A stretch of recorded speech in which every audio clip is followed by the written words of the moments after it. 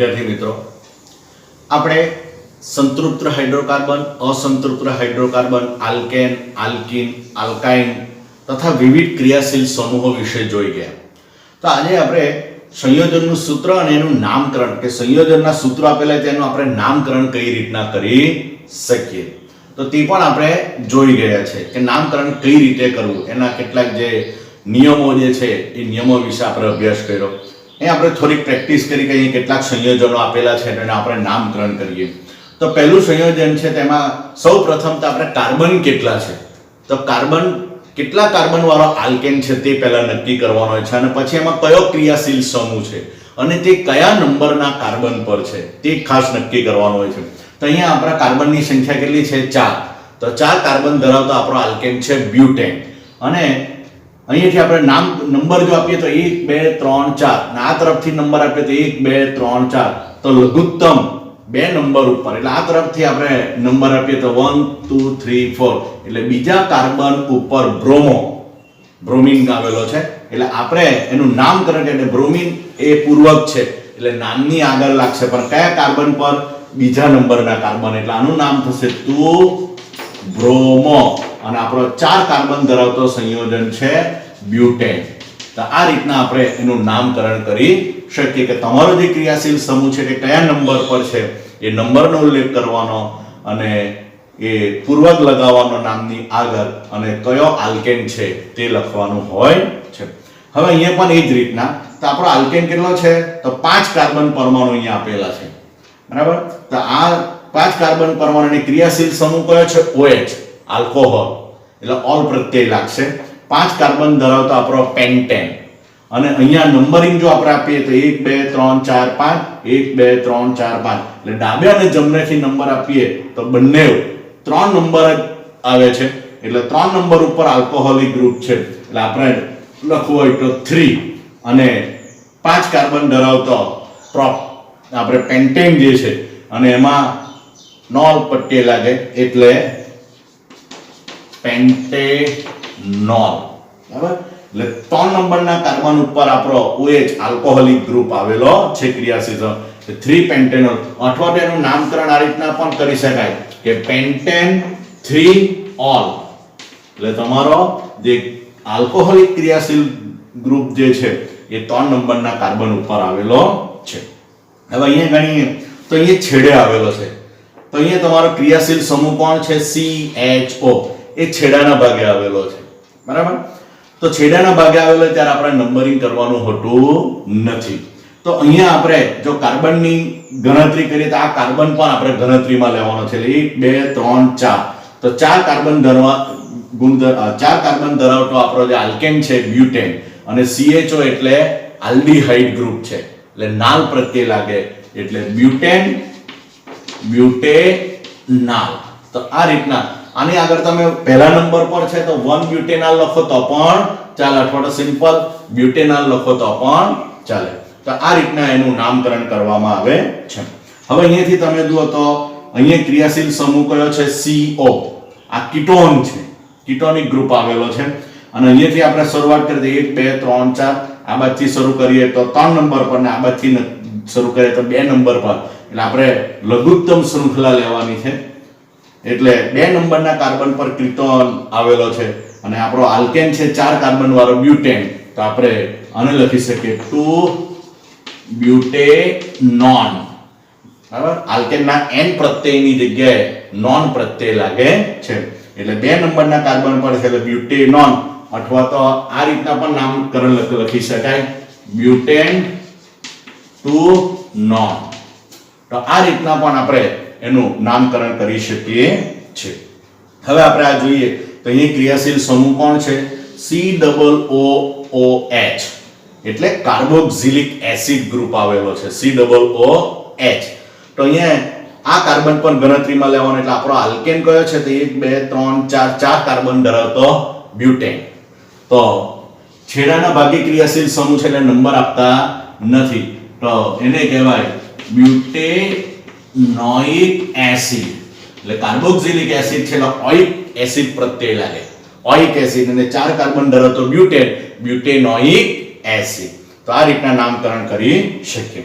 હવે અહીંયા જો બધા કાર્બન જ છે, અહીંયા જે ગ્રુપ આવેલો છે બરાબર, આ સાખી હાઇડ્રોકાર્બન જ છે, આખો હાઇડ્રોકાર્બન છે, આમાં C અને H જ છે, કાર્બન અને હાઇડ્રોજન છે, આની જેમ ઓક્સિજન કે એવા બીજા કોઈ ઘટકો આવેલા નથી, આ સંપૂર્ણ હાઇડ્રોકાર્બન છે. પણ આ CH3 ગ્રુપ એટલે એક કાર્બન વાળો મીથેન, તો મિથાઇલ ગ્રુપ કહેવાય છે આને. એટલે મીથેન આવે છે તો કયા કાર્બન પર, તો આપણે નજીકથી તો વિચાર કે આ તરફથી નંબર આપીએ તો 2 નંબરના કાર્બન ઉપર છે બરાબર, અને 5 કાર્બન છે તો 5 કાર્બન ધરાવતો પેન્ટેન, એમાં 2 નંબરના કાર્બન ઉપર CH એટલે કે મિથાઇલ ગ્રુપ છે, તો આપણે એને લખી શકીએ 2 મિથાઇલ પેન્ટેન.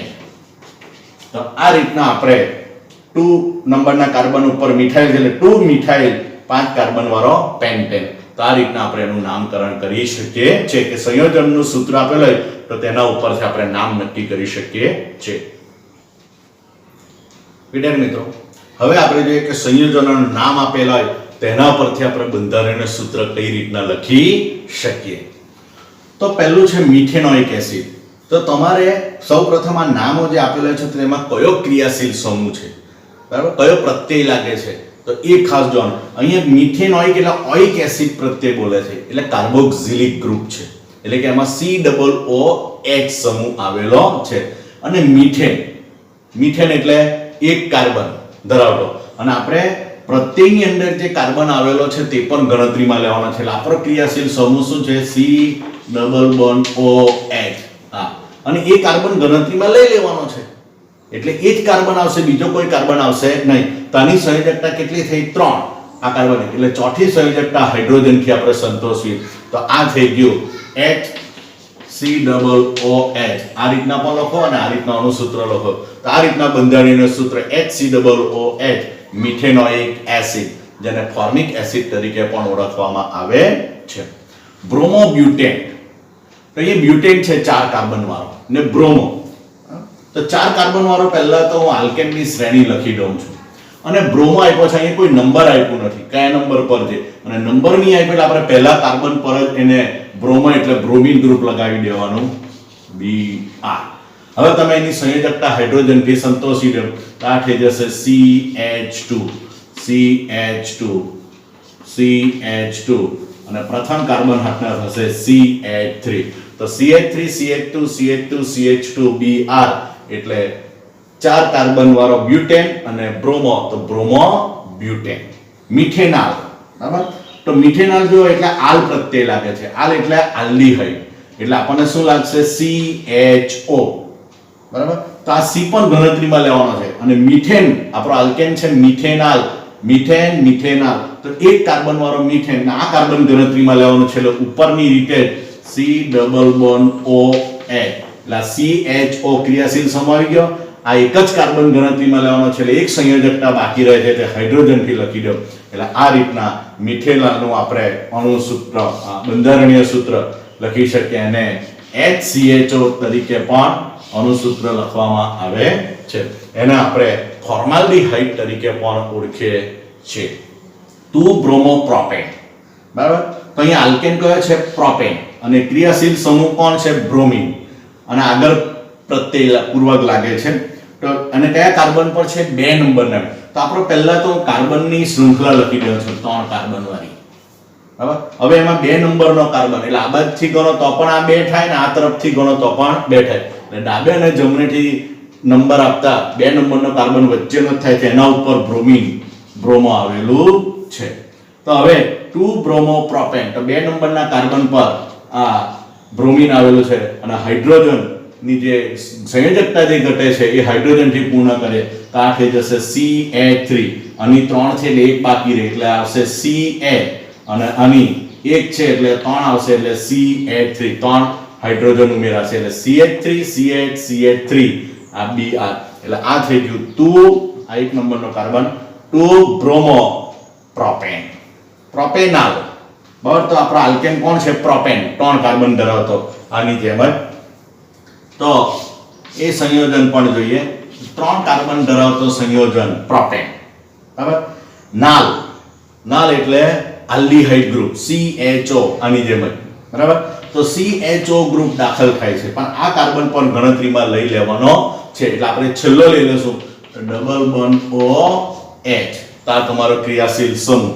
તો અહીંયા પણ કોઈ નંબર નથી આપ્યું એટલે આપણે પહેલા કાર્બન પર જ લઈ લેવાનો. એટલે આ પહેલો કાર્બન, તો આ રીતના CHO ગ્રુપ દાખલ થઈને 3 કાર્બન ધરાવતો પ્રોપેન, તો પ્રોપેનાલ બને છે અને બાકીના હાઇડ્રોજન કાર્બન જે છે એની સંયોજકતા અને 3 ઘટે એટલે આ થશે CH3, અહીંયા 2 ઘટે એટલે CH2. તો CH3 CH2 COH, COOH એટલે કે CH3 CH2 CHO. આ નામ પર લખવું હોય એટલે લખી શકાય CH3 CH2 CHO. તો આ રીતના આપણે એનું બંધારણીય સૂત્ર નક્કી કરી શકીએ છીએ. હવે આગળ જોઈએ. હવે આવે છે 2-બ્યુટેનોલ. 2-બ્યુટેનોલ આપણો આલ્કેન કયો છે? બ્યુટેન, એટલે 4 કાર્બન. તો આને આપણે લખીએ તો 4 કાર્બન વાળો આપણે બ્યુટેન લખ્યો ને નોલ પ્રત્યય લાગે છે એટલે આલ્કોહોલ છે. નોલ પ્રત્યય એટલે કયો ગ્રુપ લાગે? OH. અને કયા કાર્બન પર? આપણને નંબર આપ્યો છે 2. તો આપણે આ બાજુથી નંબર આપો કે આ બાજુથી નંબર આપો, તમે કોઈ પણ તરફથી નંબર આપો. તો આ 2 નંબરનો કાર્બન આપણે આ તરફથી આપીએ 1 2 3 4.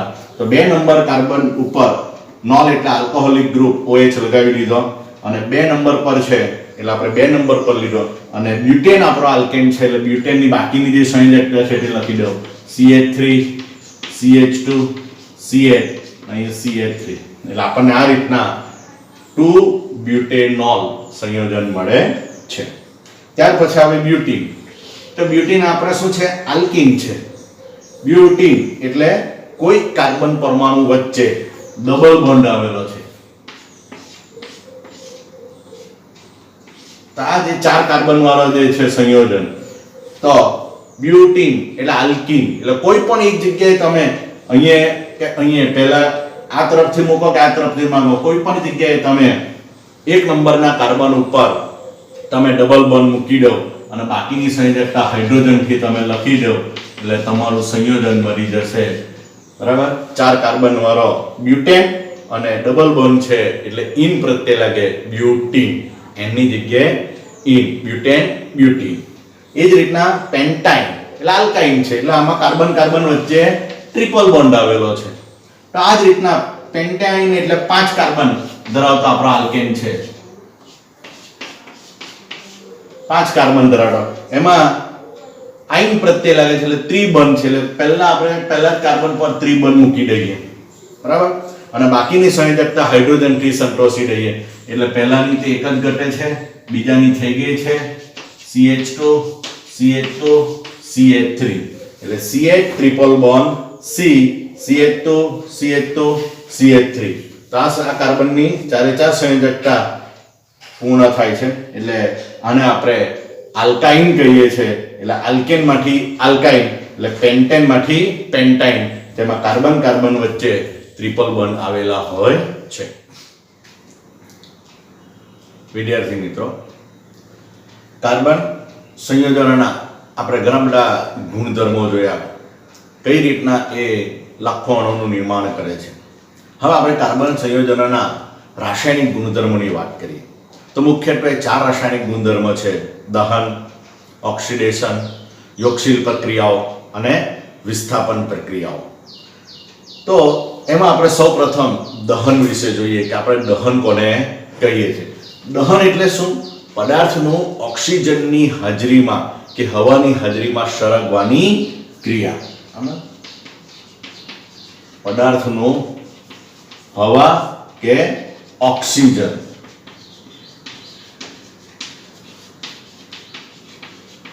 હાજરીમાં સળગવાની ક્રિયા ને આપણે દહન કહીએ છીએ.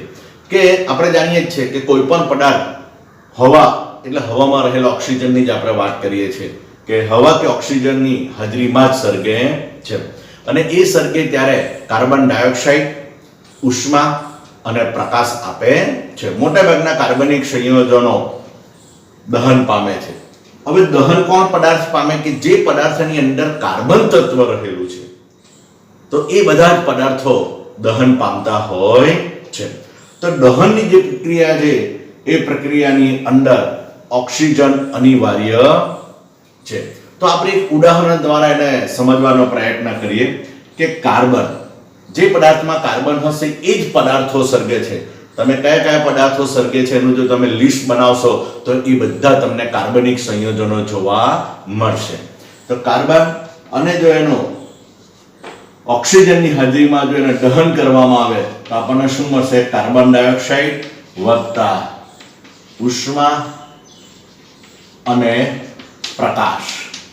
તો આપણને આ બે વસ્તુ આપણને રાસાયણિક પ્રક્રિયા થઈને જોવા મળે છે. તો અહીંયા કાર્બનની અંદર ઓક્સિજનનો ઉમેરો થાય છે. બીજી એક પ્રક્રિયા જોઈએ કે મીથેન, જેને આપણે બાયોગેસનો મુખ્ય ઘટક તરીકે પણ ઓળખીએ છીએ. સીએનજી ની અંદર પણ મુખ્ય ઘટક તરીકે મીથેન વાયુ હોય છે. તેનું ઓક્સિજનની હાજરીમાં દહન થાય તો આપણને કાર્બન ડાયોક્સાઇડ વત્તા પાણી વત્તા ઉષ્મા અને પ્રકાશ આપણને મળે છે. તો આ રીતના મીથેનની ઓક્સિજનની હાજરીમાં દહનની પ્રક્રિયા થઈને કાર્બન ડાયોક્સાઇડ અને આપણને પાણી મળે છે. હવે આ રાસાયણિક સમીકરણ જો આપણે સંતુલિત કરીએ તો બંને તરફ કાર્બનની સંખ્યા 1 1 છે, જ્યારે ઓક્સિજનની સંખ્યા અહીંયા 2 છે, અહીંયા 1 છે, હાઇડ્રોજનની 2 છે, અહીંયા 4 છે. તો અહીંયા આપણે 2 લખીએ એટલે 4 થઈ જશે. તો સાથે ઓક્સિજનની સંખ્યા બદલાશે તો ઓક્સિજનની 2 અને આ 2 એટલે 4 થઈ ગયો. તો અહીંયા 2 છે તો અહીંયા આગળ આપણે 2 લખી દઈશું એટલે 2 2 4. તો આ રીતના રાસાયણિક સમીકરણ આપણે સંતુલિત કરી શકીએ. તો આ રીતના જો આપણે જોઈએ તો અહીં આપણને મીથેનની ઓક્સિજનની હાજરીમાં ઓક્સિડેશનની પ્રક્રિયા થઈને કાર્બન ડાયોક્સાઇડ અને પાણી મળે છે. તો અહીંયા તમે ધ્યાનથી જુઓ છો તો આ CH4 જે છે તો આ અહીંયા ઓક્સિજનનો ઉમેરો થાય છે. જો તમે ધ્યાનથી જુઓ તો કાર્બન સાથે ઓક્સિજનનો શું થાય છે? ઉમેરો થાય છે. એટલે દહનની પ્રક્રિયા એ એક પ્રકારની ઓક્સિડેશનની જ પ્રક્રિયા છે. જ્યારે દહનની અંદર પદાર્થ સર્ગે છે ત્યારે આપણને બે પ્રકારની જ્યોત જોવા મળે છે કે સળગનાર પદાર્થ કેવા પ્રકારનો હાઇડ્રોકાર્બન છે. કે જો સંતૃપ્ત હાઇડ્રોકાર્બન હોય તો આ સંતૃપ્ત હાઇડ્રોકાર્બન જ્યારે સર્ગે છે ત્યારે એ મેસ વગરની મોટે ભાગે ભૂરી જ્યોતથી સર્ગે છે. મેસ વગરની, કોઈ ધુમાડા રહિત એટલે આપણે કહી શકીએ ધુમાડા રહિત.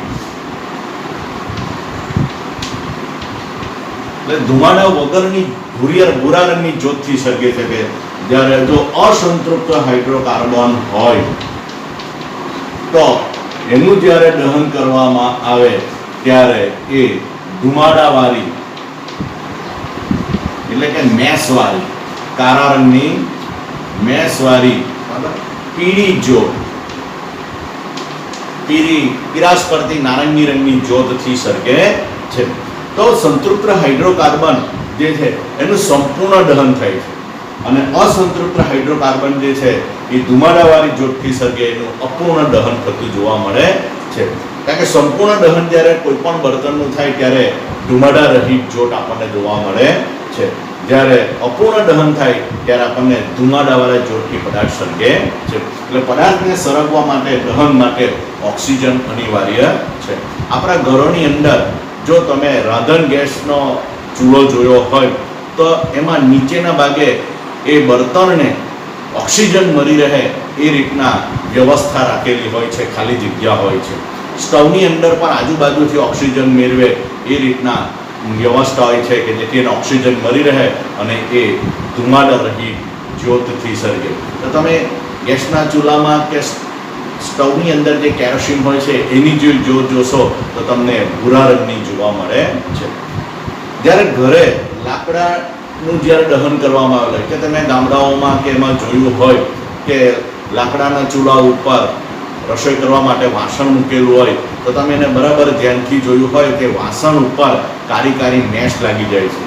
ઘરના ખૂણામાં ચૂલો મૂકેલો હોય અને એમાં લાકડાનું દહન કરવામાં આવે તો દિવાલ ઉપર પણ કાળી મેશ લાગે. દિવાલની છત જે ખરી એ છત ઉપર પણ કાળી મેશ લાગીને એ છત પણ કાળી થઈ જાય છે. તેમાં શું હોય છે? કાર્બનના અપૂર્ણ દહન પામેલા કણ, અને એને કારણે એ પાત્ર કે દિવાલો કાળા રંગની થઈ જાય છે. હવે આપણે બીજી પ્રક્રિયા જોઈશે, ઓક્સિડેશન કઈ રીતના થાય તે જોઈએ. તો ઓક્સિડેશનની પ્રક્રિયા પણ સરળ છે.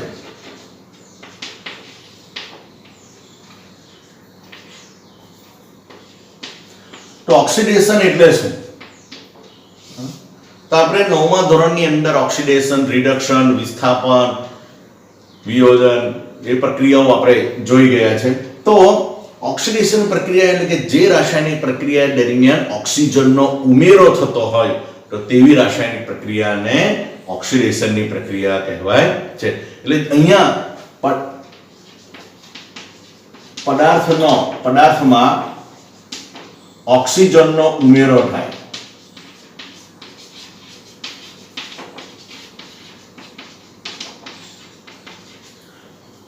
અહીં ઓક્સિજનનો ઉમેરો થાય છે એટલે કાર્બનિક સંયોજનની અંદર ઓક્સિજનનો ઉમેરો થાય તો આપણે તેને ઓક્સિડેશનની પ્રક્રિયા કહીએ છીએ. તો આ ઓક્સિડેશનની પ્રક્રિયા દરમિયાન ઓક્સિજનનો ઉમેરો થાય તો એના માટે એમને ઉમેરાતું નથી. એના માટે આપણને કેટલાક ઓક્સિડેશન કરતા પદાર્થોની જરૂર પડે છે. તો ઓક્સિડેશન કરતા પદાર્થ એટલે શું? કે જે પદાર્થ બીજા પદાર્થમાં કાર્બન ઉમેરવા માટે તો ઓક્સિડેશન કરતા કોને કહેવાય? તો જે પદાર્થ બીજા પદાર્થમાં ઓક્સિજન ઉમેરવા માટે સક્ષમ હોય તો તેવા પદાર્થોને ઓક્સિડેશન કરતા કહે છે. આ ઓક્સિજન એમને ઉમેરાતો નથી, એને ઉમેરવા માટે કોઈ બીજા પદાર્થની જરૂર પડે કે જે આ પદાર્થમાં ઓક્સિજન ઉમેરી શકે. એટલે જે પદાર્થ બીજા પદાર્થમાં ઓક્સિજન ઉમેરી શકવા માટે સક્ષમ હોય તેવા પદાર્થોને આપણે ઓક્સિડેશન કરતા પદાર્થ કહીએ છીએ. તો ઓક્સિડેશન કરતા પદાર્થ તરીકે આપણે potassium permanganate, alkaline potassium permanganate, alkaline potassium permanganate એનું અણુસૂત્ર છે KMnO4, અથવા તો એસિડિક પોટેશિયમ ડાઇક્રોમેટ K2Cr2O7 એનું અણુસૂત્ર છે. તો આવા ઓક્સિડેશન કરતા પદાર્થની જરૂર પડશે અને આવા પદાર્થની હાજરીમાં જ આપણે ઓક્સિડેશનની પ્રક્રિયા કરી શકીએ છીએ કે જે આપેલા પદાર્થની અંદર ઓક્સિજનનો ઉમેરો કરી શકે. તો આપણે એક ઉદાહરણ દ્વારા એને સમજવાનો પ્રયત્ન કરીએ. તો એક આલ્કોહોલ લઈએ આપણે કે ઇથેનોલ. એનો અણુસૂત્ર છે CH2CH3CH2OH અને એનો આ બેમાંથી કોઈ પણ એક આલ્કલાઇન KMnO4 અથવા તો એસિડિક K2Cr2O7 આ બેમાંથી કોઈ પણ એક ઉદ્દીપક લઈને એને ઉષ્મા આપવામાં આવે. જો ગરમ કરવામાં આવે તો આપણને CH3COOH જેને આપણે કહીએ છીએ ઇથેનોઇક એસિડ. તો આપણને ઇથેનોલમાંથી ઇથેનોઇક એસિડ મળે છે. આ પ્રક્રિયા ખૂબ જ ઉપયોગી છે, પરીક્ષામાં ઘણીવાર પૂછાય છે. તો ઇથેનોલમાંથી આપણને ઇથેનોઇક એસિડ મળે છે. તો અહીંયા તમે જુઓ છો કે 2 કાર્બન ધરાવતો ઇથેનોલ લીધો છે આપણે, તો આપણને 2 જ કાર્બન ધરાવતો ઇથેનોઇક એસિડ પણ મળે છે. આ જ રીતના તમે બીજો આગળ તમને આના જેવી જ સેમ પ્રક્રિયા પૂછાય. ધારો કે આપણે પ્રોપેનોલ લઈએ કે CH3 CH2 CH2OH, propanol OH ક્રિયાશીલ સમૂહ અને 3 કાર્બન ધરાવતો આલ્કેન. તો અહીંયા પણ સેમ જ તમે બેમાંથી કોઈ પણ એક ઉદ્દીપક લઈ શકો, આલ્કલાઇન KMnO4 અથવા એસિડિક પોટેશિયમ ડાઇક્રોમેટ K2Cr2O7 વત્તા ઉષ્મા. ગરમી આપવામાં આવે ને જો ગરમ કરવામાં આવે તો CH3 CH2COOH એટલે આપણને પ્રોપેનોઇક એસિડ મળે છે. એટલે અહીં આપણને પ્રોપેનોલમાંથી, પ્રોપેનોલ એ 3 કાર્બન પરમાણુ ધરાવતો આલ્કોહોલ છે, તેમાંથી આપણને 3 કાર્બન પરમાણુ ધરાવતો કાર્બોક્સિલિક એસિડ એટલે આલ્કોહોલમાંથી આપણે કાર્બોક્સિલિક એસિડ બનાવી શકીએ છીએ. ઇથેનોલમાં જેટલા કાર્બન પરમાણુ હોય એટલા જ કાર્બન પરમાણુ ધરાવતો આપણે કાર્બોક્સિલિક એસિડ બનાવી શકીએ છીએ. તો આ રીતના ઓક્સિડેશન પ્રક્રિયાની અંદર અહીંયા એક ઓક્સિજનનો ઉમેરો થાય છે. ત્રીજી છે યોગશીલ પ્રક્રિયા. તો યોગશીલ પ્રક્રિયા કોને કહેવાય? તો યોગ એટલે સરવાળો એમ કહેવાય છે. સરવાળો એટલે કે ઉમેરાવો. એટલે જે રાસાયણિક પ્રક્રિયામાં કાર્બનિક સંયોજનમાં કોઈ નવું તત્વ ઉમેરાઈને નવું સંયોજન બનાવે તો તેવી રાસાયણિક પ્રક્રિયાને યોગશીલ પ્રક્રિયા કહે છે. પણ આ યોગશીલ પ્રક્રિયાની અંદર પણ નવું સંયોજન ઉમેરાય તો એના માટે આપણને કોઈક ને કોઈક ઉદ્દીપકની જરૂર પડે છે. તો ઉદ્દીપક કોને કહેવાય?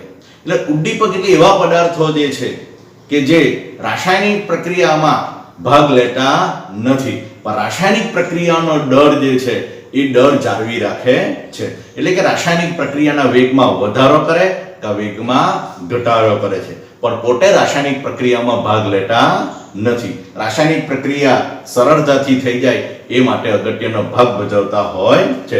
તેવા ઉદ્દીપકોની અંદર નિકલ, પેલેડિયમ, પ્લેટિનમ, લોખંડ, આયર્ન, તો આવા જે તત્વો જે છે એ ઉદ્દીપક તરીકે વપરાતા હોય છે. તો આપણે એક ઉદાહરણ જોઈએ કે અસંતૃપ્ત હાઇડ્રોકાર્બન, એમાંથી યોગશીલ પ્રક્રિયા દ્વારા સંતૃપ્ત હાઇડ્રોકાર્બન બને છે. તો અસંતૃપ્ત હાઇડ્રોકાર્બન તરીકે આપણે બે કાર્બન પરમાણુ વચ્ચે દ્વિબંધ ધરાવતો આપણે સંયોજન લઈએ. તો અહીંયા મેં કાર્બનની 4 સંયોજકતા પૂર્ણ થાય એ માટે મેં R લખેલું છે. R એટલે આલ્કાઇલ ગ્રુપ એટલે કે કાર્બનની શૃંખલા છે. કાર્બન તત્વ આવેલો છે કે કાર્બનની બીજી કોઈ 2 કાર્બન 3 કાર્બન ધરાવતો બીજો કોઈ પરમાણુ આવેલો છે. તો R એટલે આલ્કાઇલ ગ્રુપ એટલે કે કાર્બન તત્વ ધરાવતો હાઇડ્રોકાર્બન. તો એમનો તમે આમાંથી કોઈ પણ ઉદ્દીપક લઈ શકો કે નિકલ ઉદ્દીપક કે પેલેડિયમ ઉદ્દીપકની હાજરીની અંદર જ્યારે રાસાયણિક પ્રક્રિયા થાય છે, યોગશીલ પ્રક્રિયા થાય છે ત્યારે અહીંયા હાઇડ્રોજનનો ઉમેરો થાય. તો અહીંયા હાઇડ્રોજન આપણે ઉમેરીએ તો અહીંયા શું થાય છે કે કાર્બન કાર્બન વચ્ચેના બંધ તૂટશે. એટલે બંધ તૂટશે એટલે એક બંધ થઈ જશે અને આ બાજુ બે સંયોજકતા એની સંતોષાયેલી છે. એટલે કાર્બન કાર્બન વચ્ચે આપણને એક બંધ તૂટી જશે પણ આની સંયોજકતા 3 જ થાય, આની પણ 3 જ થાય. એટલે ચોથી સંયોજકતા સંતોષવા માટે આ બે હાઇડ્રોજન છે એમાંનો એક હાઇડ્રોજન ઉમેરાઈ જાય છે. તો આ રીતના આપણને અસંતૃપ્ત હાઇડ્રોકાર્બન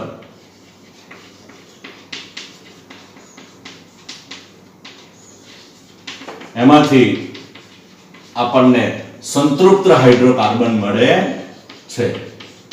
હાઇડ્રોકાર્બન અને એ કયા પ્રકારનો? આલ્કેન, જેને આપણે કહીએ છીએ. એટલે આ રીતના આપણને આલ્કીનમાંથી આલ્કેન મળે છે. કે અસંતૃપ્ત હાઇડ્રોકાર્બન ની અહીંયા હાઇડ્રોજનનો ઉમેરો થાય છે. બરાબર? એટલે બે હાઇડ્રોજન એક કાર્બન પર ઉમેરાવાથી અને ડબલ બંધ તૂટવાથી આપણને એક સિંગલ બંધ ધરાવતો આલ્કેન ઘટક મળે છે. બીજું એક ઉદાહરણ જોઈએ કે કાર્બન કાર્બન વચ્ચે ત્રિબંધ ધરાવતું, તો આ આપણો શું છે? 3 બંધ ધરાવતાને આપણે આલ્કાઇન કહીએ છીએ.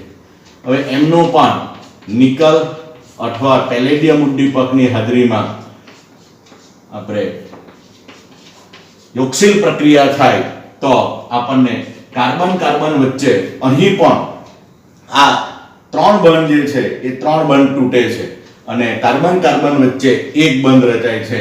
આ તરફ એક R છે, એક R છે. તો અહીંયા તમે જુઓ છો કે આની સંયોજકતા 2 જ થાય છે બંને કાર્બનની. તો અહીંયા બીજી બે સંયોજકતા સંતોષવા માટે અહીંયા 4 હાઇડ્રોજનની જરૂર પડે છે. તો 2 હાઇડ્રોજન આ કાર્બન ઉપર અને 2 હાઇડ્રોજન આ કાર્બન ઉપર. તો આ રીતના 4 હાઇડ્રોજન જોડાઈને આપણને શું મળે છે? આલ્કેન. એટલે આ રીતના સંતૃપ્ત હાઇડ્રોકાર્બન આલ્કેન મળે છે. તો આલ્કાઇનમાંથી આપણે આલ્કેન બનાવી શકીએ છીએ. અહીંયા હાઇડ્રોજનનો ઉમેરો થાય છે. તો આપણે 9મા ધોરણની અંદર જોઈ ગયા કે જે રાસાયણિક પ્રક્રિયા દરમિયાન હાઇડ્રોજનનો ઉમેરો થાય તો એ પ્રક્રિયાને આપણે રિડક્શનની પ્રક્રિયા કહીએ છીએ. તો યોગશીલ પ્રક્રિયા એ એક રીતે રિડક્શનની પ્રક્રિયાનું ઉદાહરણ છે. યોગશીલ પ્રક્રિયાઓ આપણને બીજી ઘણી જગ્યાએ પણ જોવા મળે છે કે વનસ્પતિ તેલ, આપણા ઘરે જે વનસ્પતિ તેલ વપરાય છે, બરાબર, મગફળીનું તેલ, તલનું તેલ, મકાઈનું તેલ, તો આ જે તેલો જે છે એ તેલોમાંથી રિડક્શનની પ્રક્રિયા દ્વારા નિકલ, પેલેડિયમ કે પ્લેટિનમ એવા ઉદ્દીપકોની હાજરીમાં એનું હાઇડ્રોજન ઉમેરવાની ક્રિયાને આપણે હાઇડ્રોજનેશનની પ્રક્રિયા કહીએ છીએ. તો વનસ્પતિ તેલનું હાઇડ્રોજનેશન પ્રક્રિયા થઈને વનસ્પતિ ઘી, જેને આપણે ડાલડા ઘી કહીએ છીએ, એ ડાલડા ઘી બનાવવામાં આવે છે. વનસ્પતિ તેલ જે હોય છે એની અંદર અસંતૃપ્ત હાઇડ્રોકાર્બનની શૃંખલા આવેલી હોય છે કે જ્યારે પ્રાણિજ ચરબી જેને મટન ટેલો તરીકે પણ ઓળખવામાં આવે છે. તો પ્રાણિજ ચરબીની અંદર સંતૃપ્ત હાઇડ્રોકાર્બનની શ્રેણી આવેલી હોય છે. તો પ્રાણિજ ચરબીની અંદર સંતૃપ્ત ફેટી એસિડ બને છે.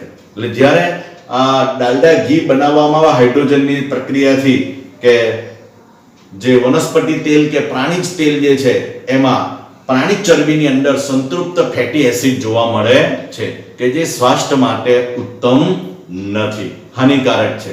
જ્યારે વનસ્પતિ તેલની અંદર અસંતૃપ્ત ફેટી એસિડ જોવા મળે છે કે જે સ્વાસ્થ્ય માટે ઉત્તમ છે.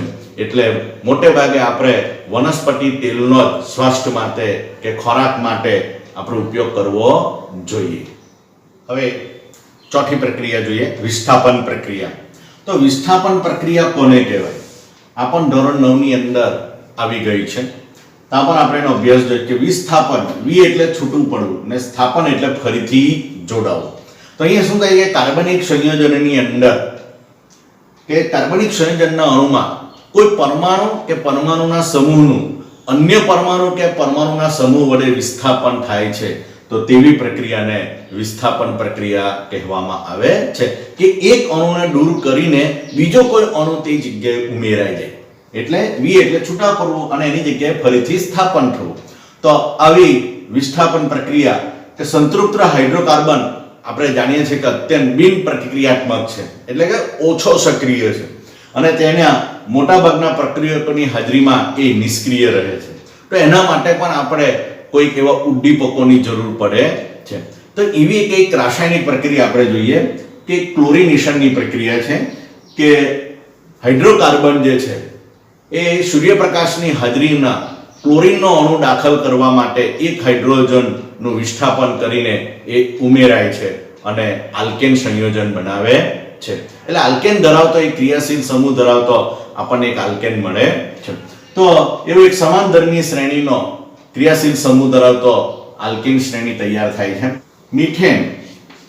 મીથેનનો અણુ ક્લોરીન સાથે સૂર્યપ્રકાશની હાજરી અનિવાર્ય છે. તો સૂર્યપ્રકાશની હાજરીમાં જ્યારે આ પ્રક્રિયા થાય છે ત્યારે અહીંયાથી એક હાઇડ્રોજન અને અહીંયાથી એક ક્લોરીન જાય છે અને એક ક્લોરીન જે છે તે આની સાથના ઉમેરાય છે. એટલે અહીંયાથી એક હાઇડ્રોજન જાય એટલે શું મળી જશે? CH3 અને અહીંયાનો એક ક્લોરીન આની સાથના ઉમેરાઈ જશે એટલે આપણને મળશે CH3Cl. એટલે અહીં એક ક્લોરીન રહ્યો અને અહીંયાથી એક દૂર થયો, એ બે પણ જોડાઈ જાય એટલે એમનું જે HCl હાઇડ્રોક્લોરિક એસિડ. તો આ રીતના આપણને સંયોજન મળે છે. તો મીથેનમાંથી આપણને ક્લોરીન ઉમેરવાની જે પ્રક્રિયા છે એને આપણે ક્લોરિનેશનની પ્રક્રિયા કહીએ છીએ. તો અહીંયા એક કાર્બન પરમાણુ ધરાવતો મીથેન અને ક્લોરો પૂર્વક લાગે છે એટલે આપણે એને કહી શકીએ ક્લોરોમીથેન. તો આ રીતના આપણને ક્લોરોમીથેન એટલે આવી સમાનધર્મી આલ્કેન સાથે જોડાઈને બરાબર એ ક્લોરોમીથેન, ક્લોરોઇથેન, ક્લોરોપ્રોપેન, ક્લોરોબ્યુટેન, ક્લોરોપેન્ટેન તો આવી સમાનધર્મી ઊંચી સમાનધર્મી શ્રેણી ધરાવતા આલ્કેન અને આવી બીજી ઘણી બધી નિપજો આપણે આ વિસ્થાપન પ્રક્રિયા દ્વારા નિર્માણ કરી શકીએ છીએ.